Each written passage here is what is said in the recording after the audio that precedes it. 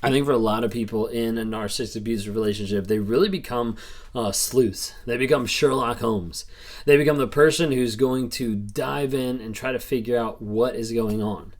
Sometimes it's out of necessity. Sometimes it's out of curiosity. And sometimes it's out of the sheer fact that you have to know what's going on to be able to set up a court case or to figure out how to get out of this relationship.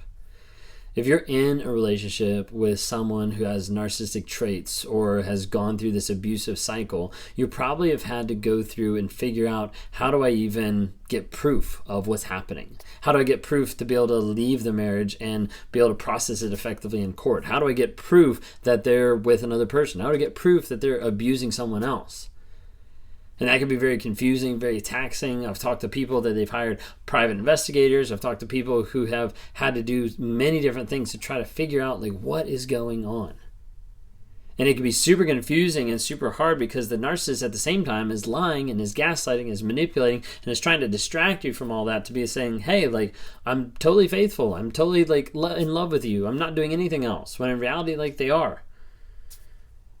And then you have the narcissist that they'll slowly come out and they'll eventually tell you something. Typically it's not because they want to, and typically it's not because they're just freely giving information, but it's typically when, as you're going through that Sherlock Holmes mode where you're uncovering all these clues and you're starting to figure out, hey, this person actually, they spent this time here, then they spent money here, and they were actually with this person when they said they were at work, all this type of stuff starts matching together, and you start saying, okay, just tell me the truth of what actually happened. And they're nothing happened. I don't know what you're talking about. Okay, no, tell me the truth of what actually happened because I have, and you list off your first piece of evidence. Not all of it, you just list off your first piece of evidence. And they're oh, okay, I see what you mean there. This actually happened. There's that pause because they're trying to make up a lie, and then they have to be able to twist it. This actually happened. We weren't on a date. We were just meeting up for a quick lunch because I hadn't seen them in forever. Nothing happened. Okay, then a little bit of time later, maybe you reveal your second piece of evidence. Or later down the road, they were actually, you know what, it was a little bit more than a date. We actually just hung out. We went and got drinks and, that was it. But nothing happened. And then you wait a couple days, you wait a couple weeks, and, actually we had a couple drinks, we went out and, she was really drunk and for some reason came on to me and she kissed me. And you start to see over a period of time, the narcissist will slowly reveal tiny little pieces after they've already been caught in some aspect. And you're what in the world is going on here? Okay. What I call it is called drip truth. Okay. It's like a leaky faucet that's slowly dripping one little thing at a time. And the problem is you don't see that until the next one happens. You don't see that till the next one happens. And it keeps revealing itself more and more, instead of the person just coming out and saying, hey, here's the truth. Here's what's actually going on. Here's what's happening. Instead, they'll slowly drip it out, piece by piece by piece. They'll give you a tiny piece of the story and expect you to be happy with that, and then they'll give you another piece of the story, and then another piece of the story, and another piece of the story. And you're just why in the world would you why would you do this? Why wouldn't you just sit down and spend an hour and just tell me all the truth? Then we don't have to worry about it. We can get out of the way. We can figure out hey, is this worth the relationship to keep moving forward, or do we just break apart and go away? But they won't do that. It's almost there's a stop of communication. They'll only communicate so much. There's one aspect on the side of the narcissist where they'll communicate just a little bit because they're afraid of the reaction. They're afraid of the fact that it's going to reveal who they are and it's going to make the other person leave. That supply, that control that's going to leave them because of what they communicated. Then over time, they're they didn't freak out as long about that, so let me go ahead and try to reveal something else. And they reveal something else. And what it does is it puts the victim in a perpetual state of trauma, in a perpetual state of pain, and it doesn't really help them heal at all. It's almost like the aspect of you have a wound and it's healing, but it's not fully healed, but it's healing and there's a bandage over it.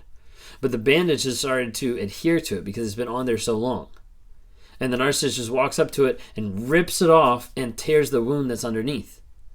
And they're oh my gosh, I'm so sorry. Here, let me patch that up. And then they patch it up. And then they wait a couple days and then they do the same thing. They rip it back off and it starts to bleed again.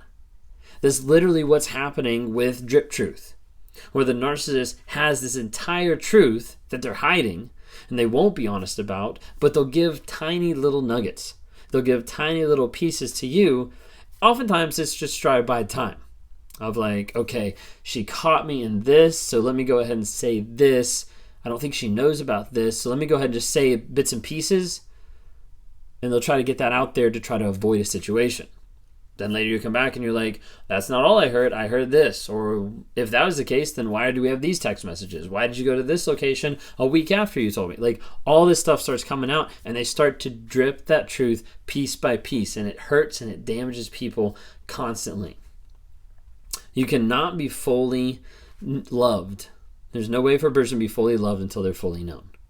And for a narcissist, you can't even fall in love truly with a narcissist because you don't know what's actually there. You don't know what's under the surface because that truth comes out in slow increments, and a lot of times not at all, but in slow increments when they get caught because of the fact that they don't want to own up to everything they've done. They don't want to admit in one fall swoop of, hey, this is who I am. This is the shit that I've caused. This is the person I've been, and I need to own up to that. But that doesn't happen.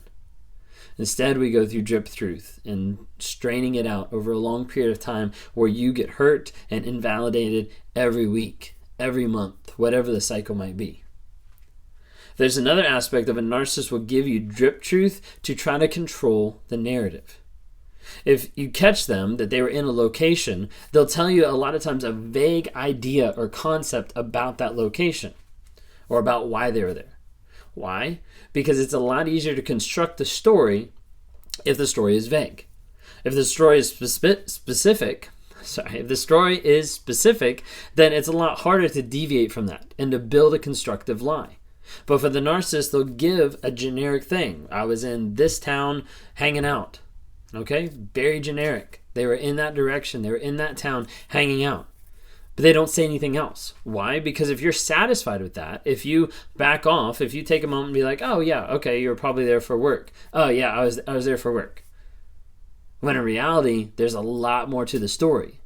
But a narcissist will leave it so vague that they can actually step back in and control the narrative. Have you ever heard this with a narcissist? They'll be like, ask me anything. I'll be honest. I'll tell you whatever you want. Okay, fine. Like, I'll be honest with you. Just ask me. I'll tell you what I want. I'll prove that I'm changing. Like, just ask me. That is one aspect that a narcissist loves. Because if I say, hey, ask me anything, I can leave it vague so that I can direct where the conversation's going to go.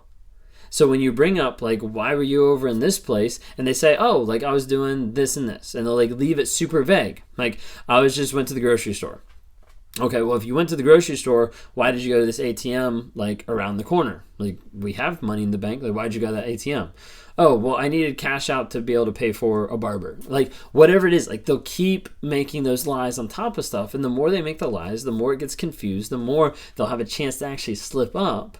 But a lot of times they'll use that drip truth to be able to give you vague ideas so that they can control the truth that you know.